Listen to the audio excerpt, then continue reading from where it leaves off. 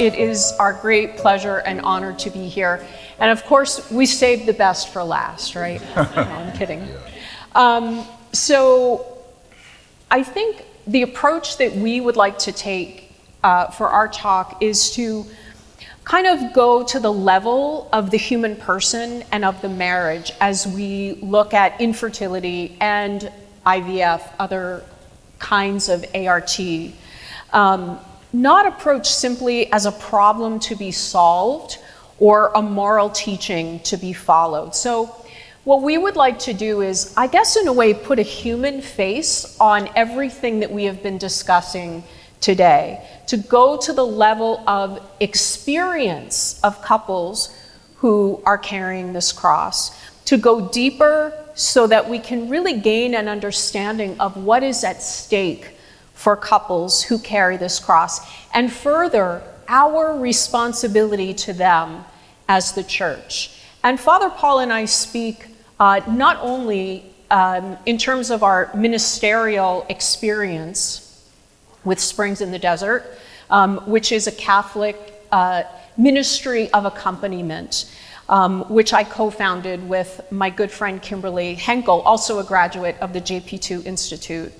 So we come at this not only from our experience working with women and with couples in ministry, but from our very personal experience. And so I'll just share a little bit of my own story, and then I'll let Father Paul share. But my husband and I were married in 2011. We married a little bit later in life. We were in our 40s. And I mention that only because I think it's important because, you know, we hear a lot about the fertility rates dropping, and we hear about people delaying childbearing and delaying marriage. And there's a real problem there that I will admit to and acknowledge. But I can assure you that I was working at the Archdiocese of Philadelphia. I was not on a career track, right? So, like, I wasn't, you know, career focused, and so I was delaying marriage. And my husband was not commitment phobic.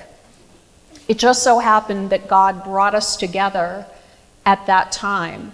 And so we figured that it would take a little bit longer for us to get pregnant, but of course, we're Catholic, we're doing things the right way, and so it'll happen. And 14 years later, it has not, and now I am in menopause, and so the window of our fertility has permanently closed. When Kimberly and I founded Springs in the Desert, and trust me, there was no intention for us to found a ministry.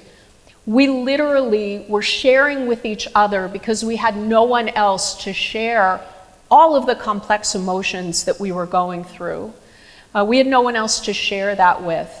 And sadly, we had no pastoral accompaniment. We both knew wonderful priests who loved us and cared for us and prayed for us, but they really didn't know what to do for us beyond trying to solve the problem.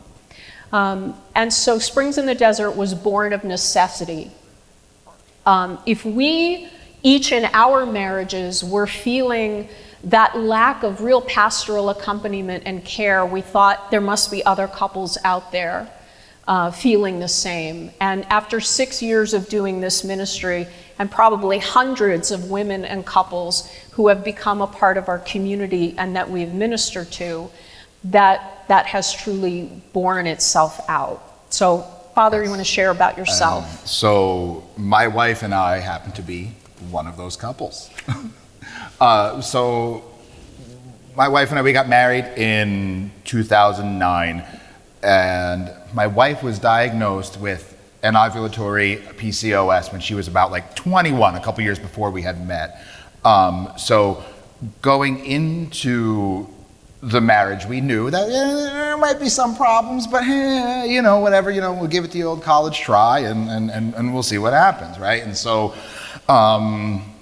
yeah, things got like really hard, all right? So from my perspective, right, I have this unique avenue of being in active priestly ministry, but also not only being a husband and a father, but a man who has walked this path of infertility, alongside his wife. And I mean, we've experienced the whole gamut. We lost our first son at about 9 weeks or so. He'd be 14 now, but he's in heaven. And then in 2013, we had our daughter, Adelaide. We were told that she was going to miscarry as well, and just brace for it. And then they were going to give her basically the equivalent of Plan B, so she wouldn't get an ectopic pregnancy. And we were like, yeah, no, let's not do that. And we just hung on and hung on and hung on, and she was born 9 months later. And then our son Nicholas was born in 2017. I don't know how, but he showed up. But here's the point of me sharing this. I'm not sharing a success story per se, because guess who still has anovulatory PCOS? My wife, right? And as her husband, I still walk this path with her. And this shows us that having the dream baby is not the cure for infertility. It still exists. You can go through 1,000 IVF cycles and have kids. Guess what? The root cause of infertility is still there. Infertility is still there. So this is a perspective that we have to take on as we walk this path of infertility. All right, so let's get into kind of the meat of it. We really believe that infertility is an urgent pastoral concern for the whole church. So whether you are a pastor, you're a deacon, you're a religious, you're a family life director, or you're just a person in the pew, infertility is something that impacts all of us because it impacts the body of Christ. And even if infertility is not part of your personal story, it's affecting the people that you worship with every Sunday. And so I think that's something that we really need to sort of keep in mind as we consider IVF, ART, all of the things that we're talking about today. It's not something that doesn't affect me. It impacts all of us as the body of Christ. So the seasons of infertility, actually, I think I skipped a slide. Nope, it's not there. Okay. So let's talk a little bit about infertility. We've already heard from the doctors a bit about infertility itself and the different kinds of conditions that there are. I just want to sort of broadly give some information because at Springs in the Desert, we like to say that we walk with people wherever they are on that path of infertility or loss. So primary infertility, that's where my husband and I are. We have never been pregnant. Secondary infertility, a couple who has had one or more children, wants to grow their family more, but is unable to conceive again. Male factor infertility, highly unresearched, I think, or little research. There's so much more, I think, that can be done in terms of finding some of those causes in men and treatments as well. Diagnoses like things that make it unlikely or impossible that a couple may conceive. Women who are post-hysterectomy. Miscarriage and recurrent miscarriage. We have a lot of people in our community who are not only struggling with infertility, but also having experienced losses, which adds another layer of grief onto it. And then menopause. We include that because, of course, menopause is not an infertility diagnosis. It's a natural part of a woman's reproductive life cycle, right? But for a woman who has never been pregnant or suffered miscarriage or gone through secondary infertility and had desired more children, once menopause hits, there's a new wave of grief that comes over her. So when you're trying to conceive, every month your period comes and you mourn it because it means that you're not pregnant. Now the flip side, you go through menopause, and now every month your period doesn't come, and you mourn that because you know that the opportunity to conceive is no longer available to you. This is the slide that I was waiting for. So everybody likes statistics and numbers. I think when we're talking about infertility, we have to remember that we're more than numbers, right? We're bringing this down to the level of the human person. So some of these numbers, I mean, they're helpful. They put things in context. The one that I want to mention is that 83%, it's already been mentioned a couple of times, from the most recent Pew Research study, 83% of US Catholics say the church should allow couples to use IVF to get pregnant. Of those, 71% are weekly mass goers. Now, let's recognize the limitations to these kinds of surveys and how the questions are asked, but I think that it is true that many people, many Catholics in our pews, maybe even some here, didn't fully understand the teaching, right, until you get the information and you hear about it. But we're going to come back to this question a little bit later, but what I want to say here is to invite you not to assume that the Catholics in our pews understand the teaching on IVF or fertility in general, or that they are just cavalierly tossing it aside and deciding, well, that's what the church says, but I don't care. I think we have to be really careful not to make those kinds of assumptions and judgments, or even that well-formed church-going Catholics are not vulnerable to IVF and other ARTs. And to recognize also, and we'll talk about this a little bit more later, the challenges that are associated with those licit treatments like restorative reproductive medicine, naprotechnology, with charting through methods of natural family planning. Because these things, as good as they are, and this holistic idea of approaching particularly a woman's body and trying to restore her body to good health is so good, but it's not easy. There are invasive tests and surgeries. There is the stress of charting and taking medications, oftentimes with side effects that are not fun. And couples exposing their bodies and their sex lives, right, in this whole process. So that's not a reason not to pursue those licit treatments, but I think it's just important when we sort of say, we'll do this licit thing instead of this gravely evil thing. And trust us, we don't want anybody doing the gravely evil things. But I think it's important for us to acknowledge and be aware that it's not as easy as saying, do this and you will get the result that you want. So infertility affects all aspects of our lives and our relationships, and we want to dive into that a little bit through the rest of our presentation.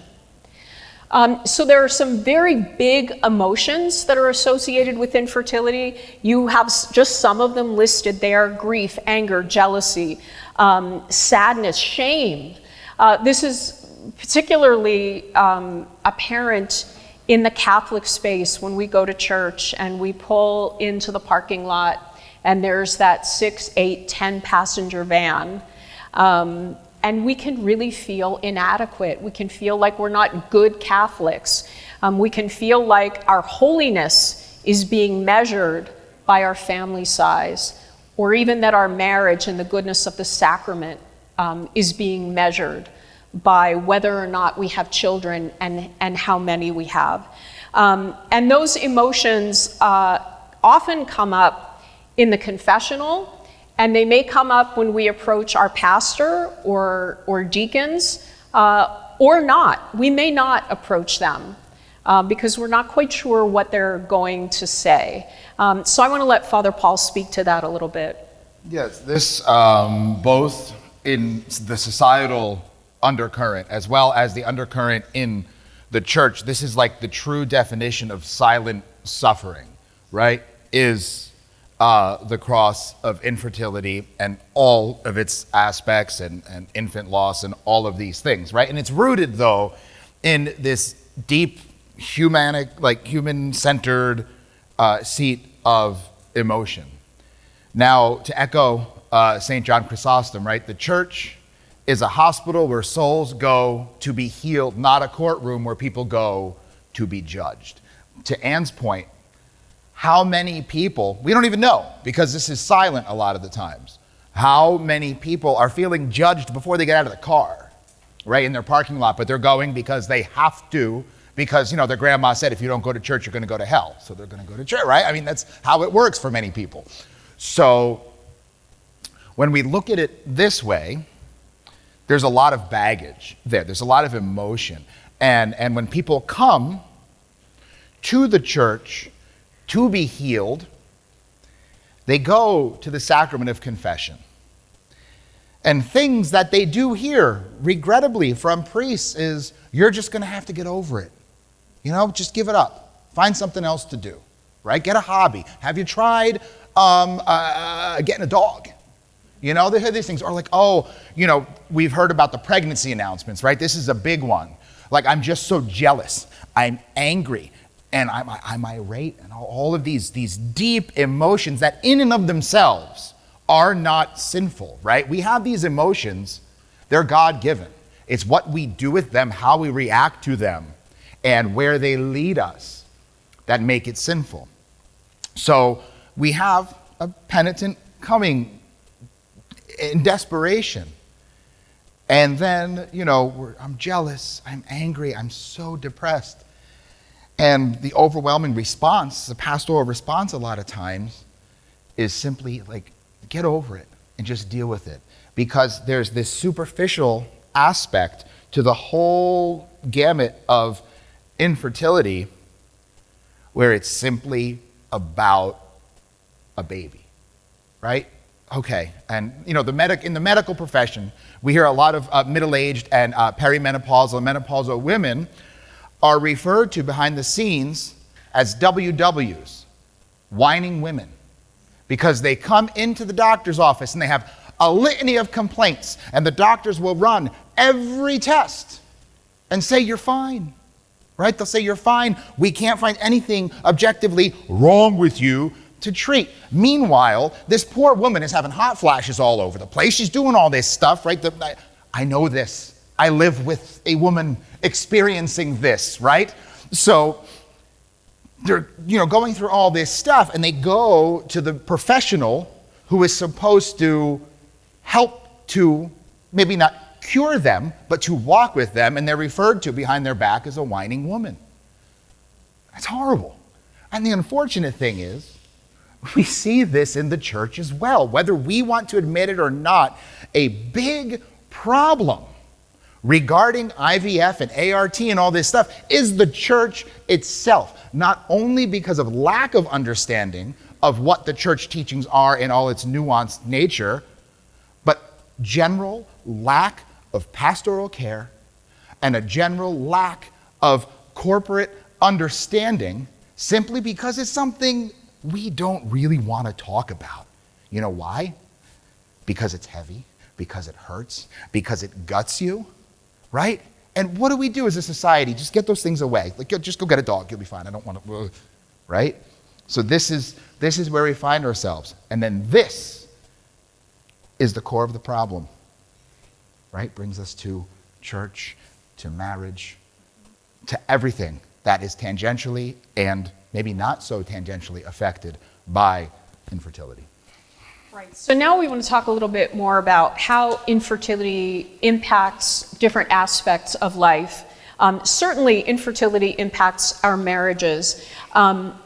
There's obsessing over getting pregnant, even with licit treatment. So I know, we're here, ostensibly to talk about IVF and, maybe some other ARTs as well. But even those women who are utilizing these licit ways of treatment, holistically treating the body, can become very obsessive about those treatments. We talk to them in this ministry. We have women who say they go to their doctor and say, how long can I keep doing these treatments? And the doctor says, you can keep going until you hit menopause. And that's a long time to put your body continually through, tests and shots and meds, and, not to mention the stress and the disappointment month after month. So there's also this danger of objectification.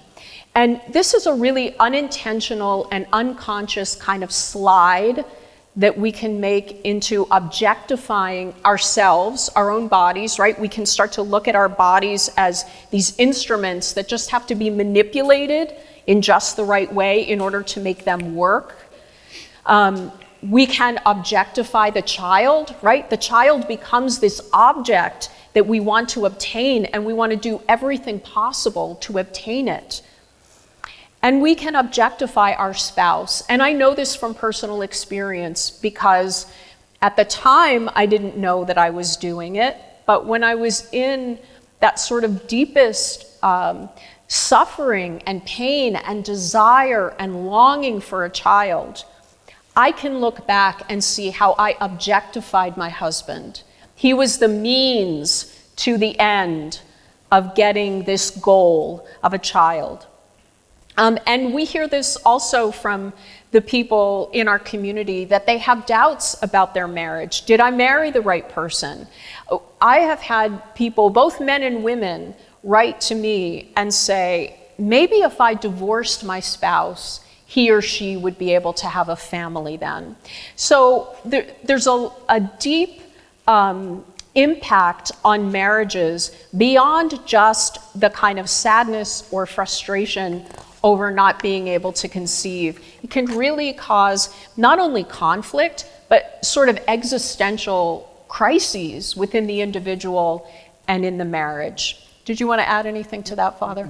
No, we can continue on, right? Because this bleeds right into, or one flows into the other. Either way, it's communicative about the spiritual life of the individual, right? So the reason that, I guess, IVF is such a temptation is because the aspects of infertility that we see, it's like the tip of the iceberg, and what people are responding to, the whole like, oh, well, here she comes again.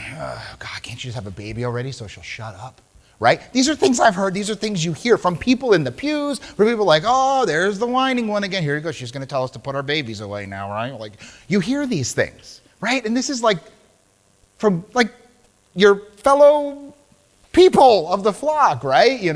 These are the things we hear. And this cuts to the spiritual life, and especially regarding pastoral care. When people come to us, and I'll get to this in a few minutes in more detail, but the whole like, oh, have you tried this? Have you tried that? Have you tried, right? There's all these suggestions, and it's like, well, let's pull this out for a second and say, well, why is this person so in such grief, so grieving so much because of this infertility problem?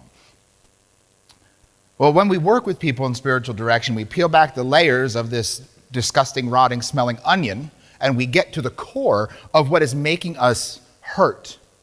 We find that is that the spiritual kernel is that what I'm really feeling is, if God is so good, if he is so great, if he is all loving and all merciful and kind and generous and compassionate, why did he make me broken? That's the issue. That is the true pastoral issue, that we have to accompany people. And that's where we find ourselves, because we look at the easy fixes, right? The superficial fixes of, oh, if I can do this, then I'm not broken. Then God loves me. But we have to reverse that, right? It's like, no, you are a child of God. God loves you. And your suffering is not predicated on your existence, right? These are two different things that we have to pull apart. And ultimately what we find in the idea of the spiritual life, if we look at Genesis 1 and 2, right, the big problem is so often everybody gets hung up on this whole like, oh, we're Catholics, be fruitful and multiply and beauty, right? Like, And I'm not getting on that at all. But what we fail to realize is, let's look at Genesis 2. The earlier creation account focuses on Adam and Eve and their true role. Now, God creates stuff. He makes creation, makes the garden, places man in the garden, and tells Adam, you're the steward over all of this. You name all these animals. I'm giving you this authority. So right here, Adam is given patriarchal, paternal authority to name creation. He's a father. Guess who hasn't been created yet? Eve. So then God's like, look, this is awesome. I made all this, but you know what? It could be even better. Let me give this guy a woman, right? A woman, someone to a partner, someone with whom to walk the path, right? And there they are in the garden. The father is there caring for creation. The woman, right? The man, the father, the woman, the mother is there supporting him, nurturing, caring. And guess what we hear next? The couple were naked and they were not ashamed. What in Genesis 2 tells us that procreation is the core of human existence? Find it. That's in Genesis 1. That's not the Adamaic covenant. The Adamaic covenant is you can eat from any tree in the garden except for this one, which is why we fast as Christians, because it brings us back to our original covenant with God, being vegan, essentially. And this is what we find. The human purpose is not to crank out babies. And if you can, God love you. You know, I don't want to pay those grocery bills. But that's not the point, right? The church fathers, who unanimously and thereby infallibly, according to the Universal Magisterium, all agree that natural procreation did not happen in paradise. It happens after the fall. Before the fall, we are meant to obey the commandments and to serve God. And that's where it falls apart, after the fall. Because all of a sudden, we can choose, right? We can choose things. We can choose to obey the commandments or not. And this is where the true struggle really lies. Yeah, and I just want to add to that. So, you know, having that sacrament, the marriage at the core, I think is so important. This is not to downplay the gift of children or say that, you know, children are a menu item that we can choose or not. But, you know, especially when a couple is struggling with infertility, to keep the marriage at the core, because we can get so pulled apart from each other, you know, in this marriage covenant, in the sacrament, that we get so focused on achieving a goal that we forget the sacrament. We forget what brought us together and who brought us together. One last thing I want to mention about the spiritual impact is prayer. Prayer is so important. I'm never going to tell a couple not to pray and not to pray for the gift of a child. But for you, if you know someone who is struggling with infertility, if you are a pastor of souls, if you yourself are struggling with infertility, God is not punishing you. God is not testing you with how many prayers you can say or how many novenas, and only if you make this pilgrimage to this particular shrine, or only if you say these prayers will God bless you. It's very easy for those of us on this path to fall into superstition. And so we can begin to believe that if we didn't pray hard enough, or if we didn't pray to the right saints, or if for some reason Saint Gianna just doesn't like me and so she didn't want to help me out, right? That can be very spiritually dangerous. And so I just want to put that caution out there to be careful when you're talking about prayer. Prayer is not magic. And so, you know, we have somebody in our community who shared that she was going through infertility alongside a friend. They were both walking this path. And then the friend got pregnant. And she actually said to this person in our community, you know, maybe if you prayed harder, it would happen. I'm going to tell you that is incredibly spiritually damaging. So I'm going to ask you to please not do that. Okay. So couples who struggle with infertility, they need our support. This, as I've said, is the concern of the whole church, because even if it doesn't touch you personally, it's touching people who are in the pews alongside of you, and maybe even friends and family who just are not coming and talking to you about it. Infertility is an extremely isolating kind of cross. And I think very often we feel like we are both invisible and we stick out like a sore thumb. And a lot of times we just keep our heads down and we hope and pray that nobody asks us about children, because we don't want to have to revisit that grief, and we don't want to have to explain or justify ourselves. Okay, let's talk a little bit about practical steps for accompaniment. I really think that the steps begin, well, they begin much earlier, actually. They begin, you know, from when we're wee little babies in the family. But I really think that there are practical steps for accompaniment during marriage preparation.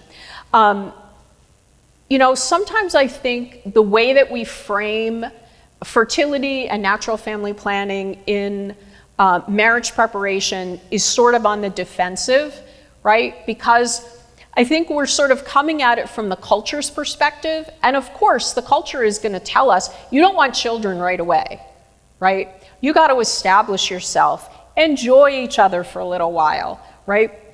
So we're, I think, sometimes seeding that ground in the way that we prepare couples for marriage. And we're coming in just sort of assuming you don't want children right away. So let's teach you the good way to avoid having children. And so I think it warrants a little bit of a reframing and a reimagining for ourselves, how we present the gift of fertility. Also understanding that more women nowadays know before they're married, just like Alyssa did, that they have PCOS or endometriosis or other things that could impact their fertility. And so you'll have couples coming into marriage prep who already are thinking, you know what, we might have trouble conceiving. And then finally, just to say that fruitfulness is not exhausted in the gift of children. And in fact, if you have children, I hate to break it to you, but your fruitfulness quota has not been filled. You are still called to give life. That doesn't necessarily mean you're called to keep having more children, but it means that you are called to conceive Christ in your heart and birth him in the world through your gifts of service, through charitable works, through the way that you minister to your friends and your family, in your marriage itself, right? The first fruits of marriage is the life that husband and wife give to each other.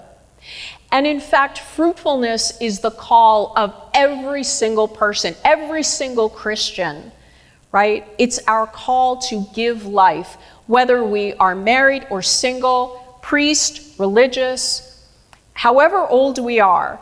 The little babies and my 94-year-old dad who's in hospice care right now, they give life by calling forth from us love, by taking us outside of ourselves, outside of our selfishness and our thoughts only of, who we are and what we're doing, right? That is a way of giving life. And so I think expanding that understanding and conveying that to couples, I think can really begin to kind of change mindsets. And now just sort of accompanying married couples, the couples in your parish who perhaps are struggling with infertility, or maybe they have 1 or 2 children and they desire more, but it's not happening for them. Ways that we can accompany couples in our parish. Right, and a real big one is the whole Mother's Day, Father's Day hang-up, right? About, all the mothers stand up and it's like, well, what defines a mother, exactly? And Ann touched on this last night about, well, if someone had become pregnant, then had a miscarriage, does she feel comfortable to stand up? Because, is she a mother? Yes, but what questions will that bring up? Are you pregnant again? Oh, that's beautiful. It's like, no, thanks for gutting me right after Mass. That's great. Right, but more so, right? So pastoral sensitivity to these issues. As I said before about Adam and Eve, he was a father, she was a mother before they had any kids, right? It is our vocation as men to be fathers, period. It is your vocation as a woman to be a mother, period. It's just expressed in different ways at different times in our lives. So something I do on Mother's Day, all the women, from newborns to the people with walkers, right? Everybody. Same thing on Father's Day. All the little boys, the littlest men to the oldest men, all come up and get a blessing. Because even a 3-year-old boy is exhibiting aspects of fatherhood, right? A little girl is exhibiting the glorious nature of nurturing, of womanhood, right? And that's what we have to celebrate, is not quantity, right, of children, or like designating, right? No, we have to celebrate who we are as children of God, right? We are men, we are fathers, we are women, we are mothers. And this can be done very sensitively and in a way that it doesn't seem like, I'm being facetious here, but those infertile people are taking away from my Mother's Day, right? Because that's also an issue. This is also a pastoral issue that comes up. These are all the things that I hear when I see people for spiritual direction, because they have nowhere to go, because they've been so tacitly wounded unintentionally by all of this. So this is when we say pastoral accompaniment, this is what we mean, is just sort of flipping the script and just being there to receive, to listen, not to fix, not to solve. We are not a solutions-based ministry.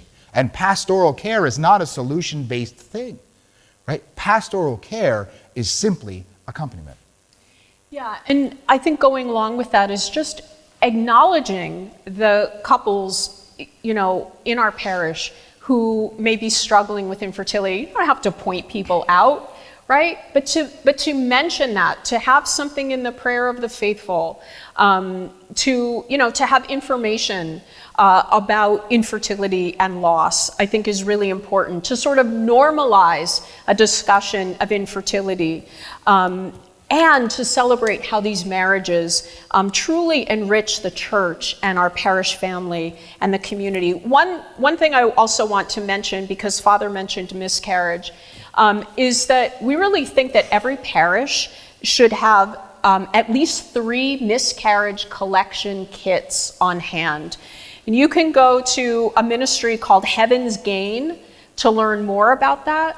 But there are women who are going through miscarriage and who are unconscionably failed by the healthcare system because they are not prepared properly for what will happen when they miscarry, whether it happens at work or at home, someplace outside of the care of a doctor. And so I think that's something really important for every parish to have.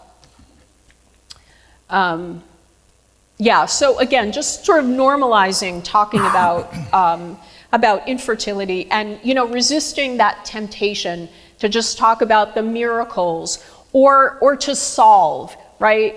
Let me come and solve your problem. What's most needed is to just be in that uncomfortable place at the cross with people, but also to affirm their marriage and how good it is and how wonderful they are as a couple and the goodness of the sacrament. Yeah, and from there, right, it's we want to affirm these good things rather than simply saying ART, IVF is bad, right? Where what we see here is that on the pastoral level and a level of human psychology, you can't do that because it's wrong, right? Bad, no IVF, it's bad. Well, we really haven't heard today exactly why it's intrinsically bad, have we? We, in a sense, but the question is, right, what's going on here? Why is this bad, and what is the good? Well, here's, we even put in here, truth bombs, okay? This is gonna be a little heavy, but when I see people for spiritual direction, they come to me at the most desperate times. You know, there are moments where it's utterly desperate. And somebody came to me once saying, Father, my wife and I talked to an ethicist, we talked to a geneticist, we talked to a moral theologian, we talked to this priest, we talked to this priest, we talked to that priest, right? And I hear this a lot, you know, looking for a priest to tell me I can do what I want to do, right? People priest shop. It's a fact. And this is a danger because we have to be clear on the church teachings, because we hear about, oh, it's a gray area, so then people feel they can take pastoral liberties. Somebody came to me telling me all this. We found this, and I says, quote, I found a priest who said that if we directly implant the embryos that are already fertilized and we limit it to 3, he would be willing to knock that down to a venial sin and absolve me when I came back. These are ordained ministers of the church, right? I'm not trying to be, you know, mean against my brother priest or condescending that these guys don't know what they're doing, but this is the level at which there's a confusion about church teaching. Because if somebody comes to you in a pastoral situation and says, Father, can we do X, Y, Z? Is this okay? Well, guess what? The battle is almost already lost because they're already sinning. Right? What we fail to realize, if we go all the way back to Evagrius of Pontus and the 8 deadly sins, as he called them, right? It's the 8 deadly thoughts, not actions. It's the thoughts, right? And it's the logismi in Greek, the thoughts that breed desire. And it's the desire that breeds sin, and it's the sin that breeds habitual sin or passions. So from a pastoral care and a pastoral sensitivity level, IVF isn't the problem. The sin is the problem, and what's the sin? It was mentioned in one of the previous talks. It's pride. It's not working for me. God, you're terrible. I'm taking it into my own hands. And then what does pride bring? Acedia, right? Despondency. We start with social media and doom scrolling. Then we're talking about anxiety and depression. Losing faith, losing hope, right? Losing that spiritual connection with God. Harder depression culminating, God forbid, in suicide. So then what do we have on either end of the spectrum? IVF ends in all these embryos flying all over the place and death. And the other end, death. Where's the life in this, right? The life is in Jesus Christ. And we, as pastors, have to have that sensitivity to lead people to Jesus Christ and not inadvertently into the jaws of the wolf. All right, we're up against it, but I have a couple more just really important points to make. I want you to know that infertility is a pro-life issue, and that all couples, in some way, those who are struggling with infertility are vulnerable to things like IVF and other ARTs, not because they're selfish, not because they don't care about the church, but because the level of the pain and the suffering is deep. That's not a justification for doing it, but that's important for all of us to know as we walk with a loved one or as we pastor people in our pews. And so that's, I just think, something really important that we need to keep in mind. Are there cases where there's just selfishness? We talked about celebrities, and of course there are. But down at the level of the person, at the average person in a marriage who's trying to live a good marriage and a good life, that overwhelming suffering can sometimes lead us into things like IVF, into sin. I'm not going to cast the first stone because I got to go to confession at least every month. I should probably go quicker. Father, what are you doing after this? No, anyway. Not going to confession, I'll tell you that much. No. Right? So, I think just important for us to keep in mind.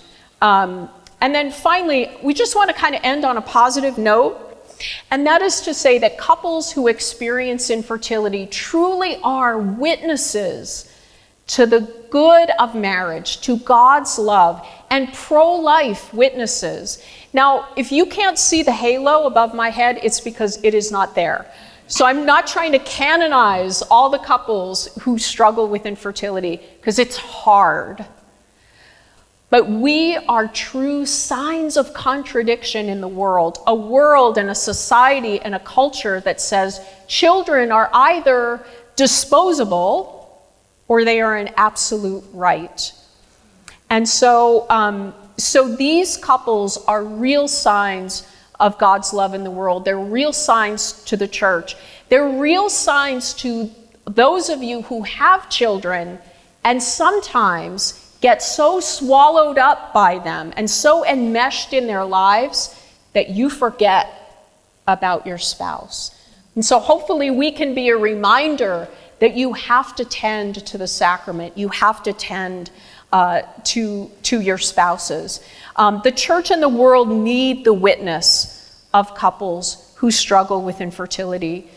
And I want to invite you not to look at those of us who carry this cross with pity. Is it sad that I don't have children? It's really sad. It's pretty sad. Is it the end of my world or my life? Is it the end of my marriage? Does it mean that my sacrament is not as good or as holy or as wonderful? Not at all. We have a cross that has taken the shape of infertility, but it has also brought forth so much life in our marriage unexpectedly. And so that's sort of the positive note I want to leave you with about infertility. Don't just look at the cross. Look at the person. Look at the marriage and affirm the goodness and the true sign of contradiction that these marriages are. Lastly, I would be remiss if I did not put in a plug for Springs in the Desert. There's the QR code. We have a lot of resources on the table. Please go and take things back to your parish for yourself. Go to springsinthedesert.org. We also have a podcast. We have a blog. Father Paul does spiritual direction with people all over the world. And so you can contact him. His email address is there and also on the handout. Please follow us on Instagram, Facebook, and on YouTube. Contact us if you need anything. If you are struggling yourself, if you're looking for community, if you're looking for hope, we are here for you. You are not alone, and it's our honor to walk with you. And finally, we're a small little nonprofit ministry with a lot of work to do. So if you feel moved to support us, please visit our website, and there are ways that you can give. And please let other people know about this ministry, and go back to your pastors, take some information, and say, Father, we need to address infertility in our parish, because there are brothers and sisters in our pews who are hurting, and they need and deserve to be loved and accompanied. Amen. Thank you.